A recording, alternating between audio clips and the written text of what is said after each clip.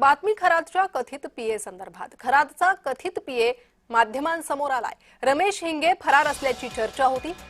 तर आपण खरातचे पीए किंवा मॅनेजर नाही असं हिंगेने म्हटलंय. भोंदूबाबा अशोक खरात याचा कथित पीए रमेश हिंगे गुन्हा दाखल झाल्यानंतर फरार झाल्याची चर्चा सुरू होती. मात्र पेशानं शिक्षक असलेला रमेश हिंगे मीडियासमोर आलाय.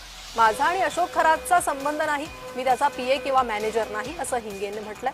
आपण सुट्टीच्या दिवशी ईशान्येश्वर मंदिरात स्वयंसेवक म्हणून जात होतो, या पलीकडे संबंध नसल्याचं हिंगेने सांगितलंय. कॅप्टन खरातचा पीए पण नाही, ट्रस्टी पण नाही, ते विश्वस्त पण नाही, मी कुठे फरार पण नाही. मी दररोज शाळेत जाणे आणि घरी येणे हा माझा दररोजचा कार्यक्रम चालू आहे. मी फक्त सुट्टी दिवशी मंदिरावर जात असतो दर्शनासाठी आणि इतर भाविक येतात आणि त्या भाविकांना जर पाणी चहा वगैरे तिथे हॉटेल नसल्यामुळे वाटत असते मी आणून द्यायचो. माझा आर्थिक कोणत्याही प्रकारचा आर्थिक व्यवहार नाही, कुठं भागीदारी पण नाही आणि मला चौकशीसाठी बोलून तुम्ही खुशाल चौकशीसाठी जाऊ शकतो.